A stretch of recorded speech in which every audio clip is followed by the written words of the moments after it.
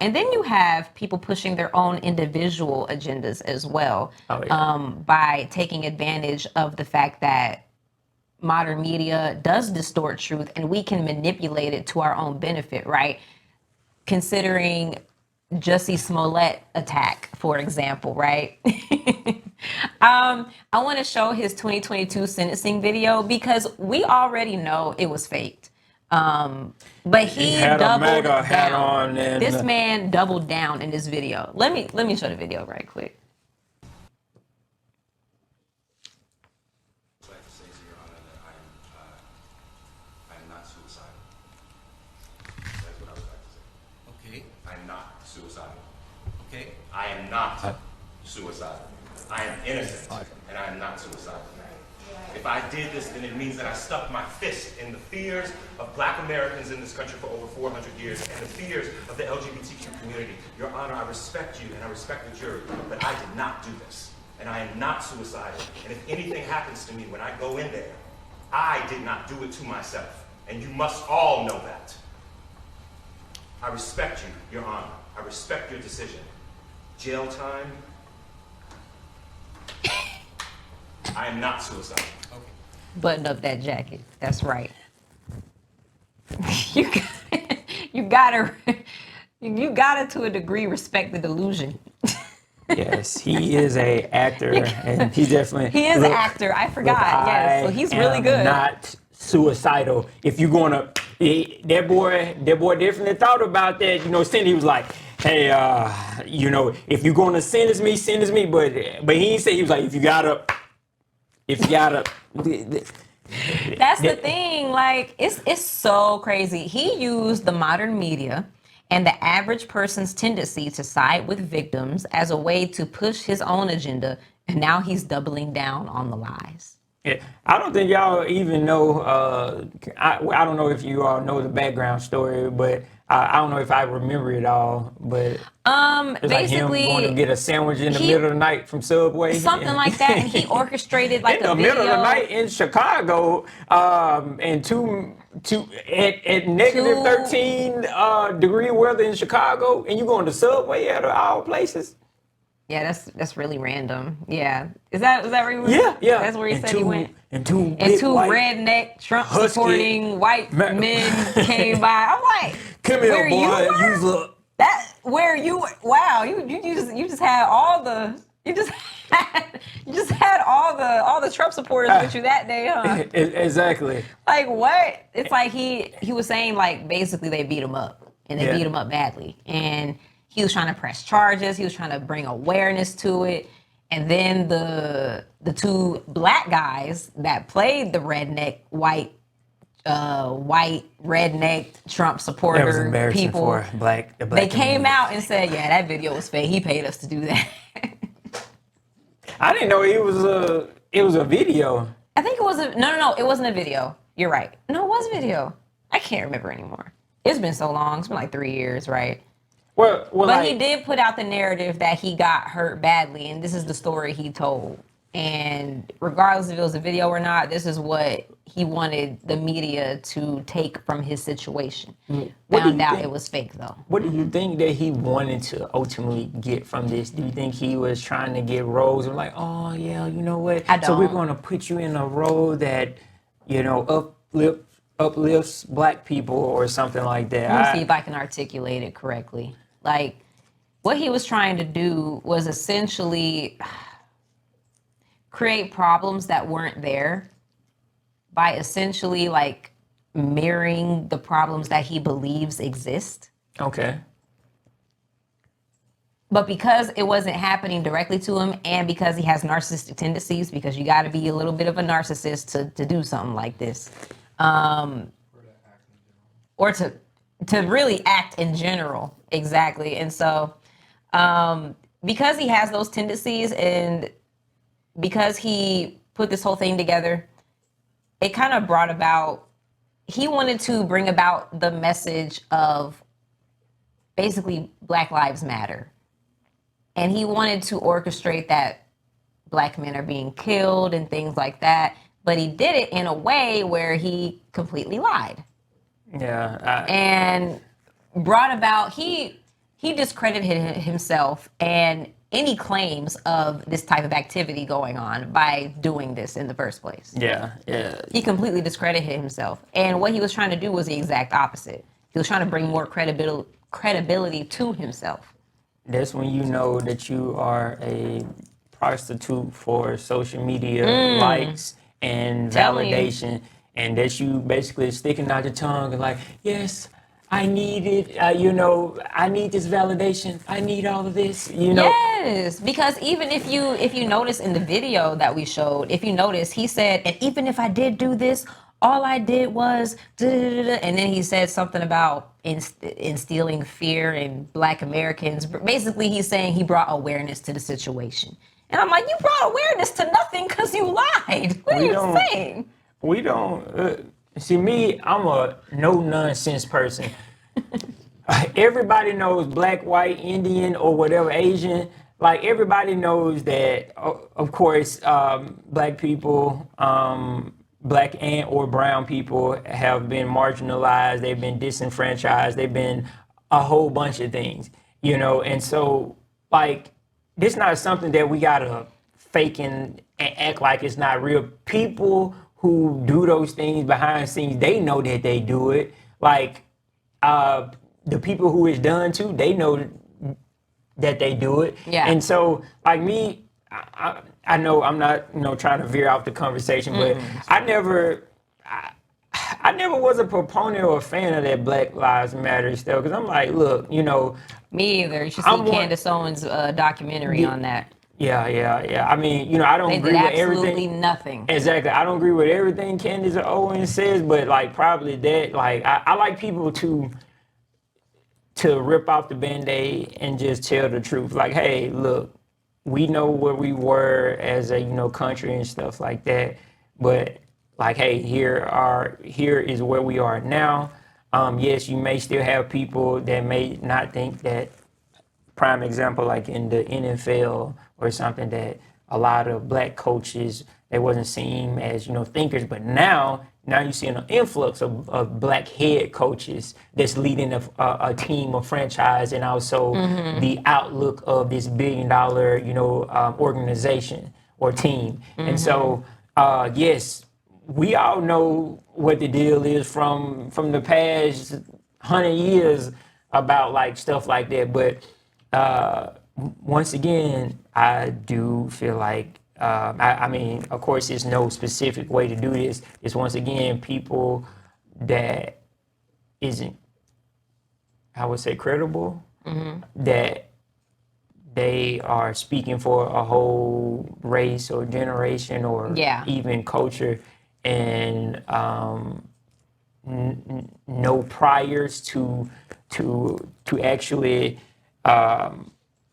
be able to even speak on certain things. Not saying that you gotta have all the knowledge in the world, but man, I truly believe in fruits. The fruit will identify the branch and seed that it come from.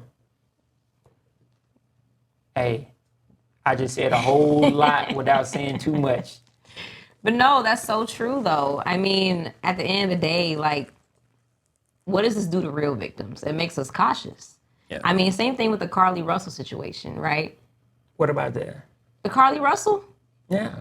Yeah, she lied.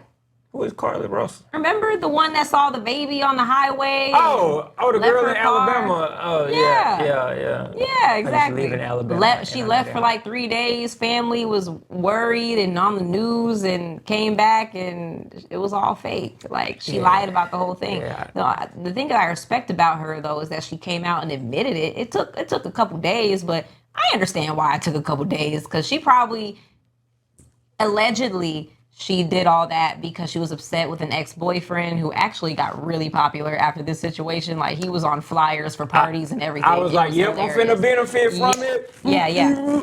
She was supposedly upset with him because I think he left her for a stripper or something. And like, she was trying to do this to get back at him or something like that. I think she was embarrassed that she did that. And that's why she came out and said, like, this is all a lie. I apologize. I accept the consequences, whatever. And Yeah, it took a couple days for her to do that, but I see why. Yeah, we actually have a comment. Imani said that was so embarrassing. I'm not gonna lie. I think I got this second hand embarrassment from that because I knew without a doubt that all of that was straight BS. I'm like, man, what is this girl thinking? Once again, it has to do with foundation. Yes. Who is your allegiance to? Because think about it, she was so wrapped up in this man that doesn't want her, and that was the end of her world. And so a lot of times people don't know how to actually navigate those spaces of, hey, you won't be a part of that person's world anymore. And that in itself just makes you look sad, but just not going to surface level of that is looking at the root cause. A lot of times we look at the symptom. This was a symptom. It's probably not her first time manipulating other people to feel a certain thing. And I'm not going to lie, I know y'all women might give us a little flack for that. But, for what I'm about to say, but, y'all be lying a lot, to get your way. But, I'm not going to start there, Everyone lies. We're just gonna say that. Men Everyone lie, does lie. women lie. Exactly. We lie differently. We lie differently. Yes, I was wasting prayers on her return. Everybody was. Everybody was. It's crazy. Yeah, I didn't pray for the little chicker because I was like, you know what? If they saw a baby on the side of the road, I was like, and some redheaded woman snatched her up and she got away. It was a crazy story. It was a crazy story to where you have to actively remember that story for yourself in order to keep up with the lie. There's another part to this. Not trying to. I'm glad that people praying for her and all of that, but in my opinion, I wouldn't have wasted a prayer on her because all of that stuff was very gullible. If you were like, it did sound like a lie in the first place. You know what? But you didn't waste a prayer. I will say that is a really good thing. That at the end of the day, you should wish for someone's well-being, regardless of what you believe the situation might be. Exactly, regardless. Me, I'm kind of different because it's like me. I gave that side eye as soon as I heard. I was like Birmingham, and I used to drive down that road. I didn't even see squirrels on that road. So I would apparently is a thing. You wouldn't even, yeah. No, that's so true. Make sure you guys fact check your resources, your news sources, images, videos, anything before you share them, because you just never know when it comes to distortion these days. And these stories that we hear about missing people or attacks from redneck white people, Trump supporters. Fact check us. Fact check everything. Absolutely. Make sure you see your sources. Absolutely. We're all down for learning, Yes, and I reserve the right to change my opinion if I see fit based on new information. Come on with it. Absolutely. Sisters. That's in our disclaimer. Yes. But because people like them use modern media, whether it was intentional or not, to push their lie, now the majority of the world is going to be skeptical of similar stories. And it's all because we don't know what's real anymore. And so, Any final thoughts on that? Well, I would just say reading is fundamental. It's something that we really don't really do. And I'm not even just talking about just reading on your phone. Like this is important. Yes, you can read stuff off your phone, but it's something that's more powerful when it's something of substance and a book that you can actually go to, something that you can basically create a what's the word that I'm looking for?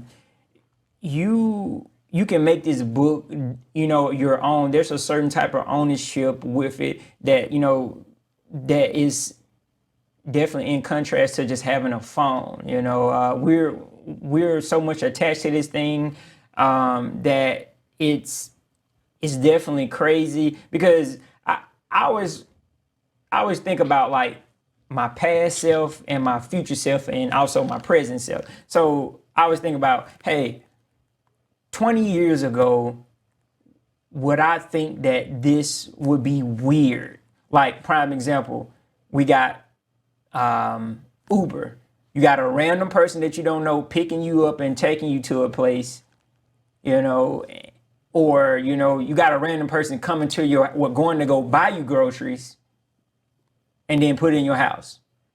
So it's that, like, a lot of that is programming. A lot of that is media distortion, and also it's sales. Like, for the longest, we may not know that we've been advertised to and marketed to for the longest that you need these certain things.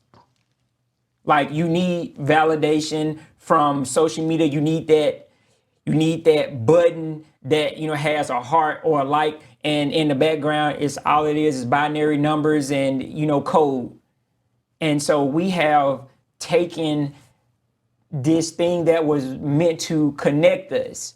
Like, I would say Facebook was the grandiose thing, back then, because I'm like, man, this is something really good because it's connecting all of us. I get to talk to family or see family that I don't even know about, blah, blah, blah.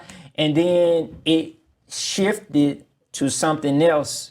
It shifted to more of something that I just thought about. I call it AI, but I call it arrogance and ignorance. That's the type of AI that I'm thinking about, and there is so much to attack with the presence of media and everything. But yeah, that's my little take on it. Yeah, no, I get it. I like what you said about programming, right? Because what is a program? It's in this context, it's a coded system, a mindset. You know what I mean? It's something that gets implanted into something so it can operate a certain way, right? And so we know that the media distorts, but can it predict? And that's what we're going to talk about right after this.